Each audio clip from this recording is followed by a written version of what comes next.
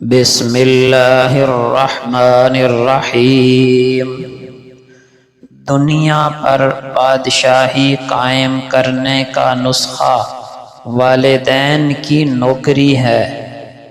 والدین کے فرما بردار ہر امتحان میں کامیاب ہوتے ہیں۔ باپ نہ ہو تو گھر کے اصول اور طور طریقے بکھر جاتے ہیں۔ 1000 محبتیں ملا کر بھی ایک باپ کے قدموں کی دھول پر قربان کر دی جائیں تو بھی اس دھول کی قیمت ادا نہیں ہو سکتی۔ سب سے بڑا ظالم وہ شخص ہے جو ماں باپ کے لیے تکلیف کا باعث ہو۔ اپنے والد کی باتیں غور سے سنا کرو تاکہ دنیا والوں کی نہ سننی پڑے۔ ماں باپ کی خدمت کرو، تمہاری اولاد تمہاری خدمت کرے گی۔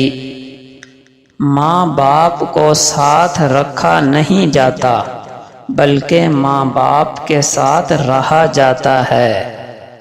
والد کے ساتھ ایسے رہیں جیسے لاٹھی ہوتی ہے جو حکم عدولی نہیں کرتی، بحث نہیں کرتی اور ہاتھ سے جدا بھی نہیں ہوتی۔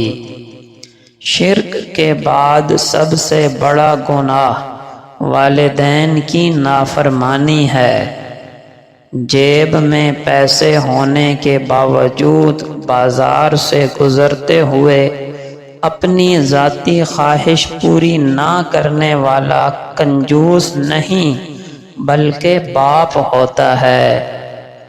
اگر والدین کے لیے کچھ کرنا چاہتے ہیں تو کم از کم اتنا کیجیے کہ آپ کی وجہ سے کوئی ان کی تربیت پر انگلی نہ اٹھانے پائے۔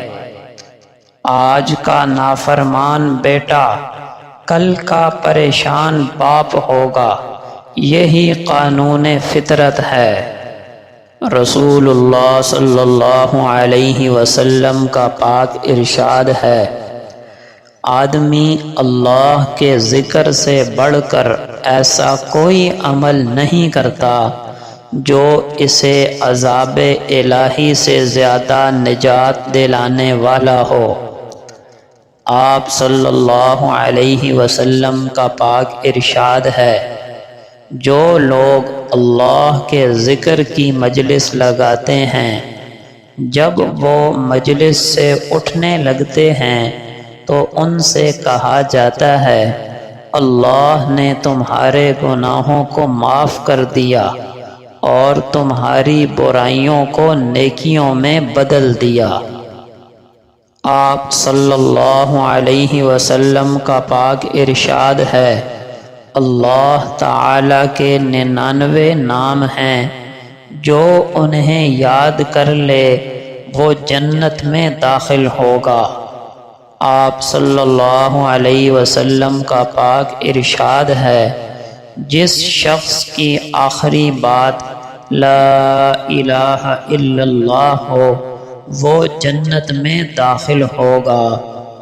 آپ صلی اللہ علیہ وسلم کا پاک ارشاد ہے، جو بھی شخص اچھی طرح وضو کرے پھر 2 رکعت نماز ایسی طرح پڑھے جس میں اپنے چہرے اور دل کے ساتھ اللہ ہی کی طرف متوجہ رہے، یعنی مکمل خشوع و خضوع کے ساتھ پڑھے، تو اس کے لیے جنت واجب ہو جاتی ہے۔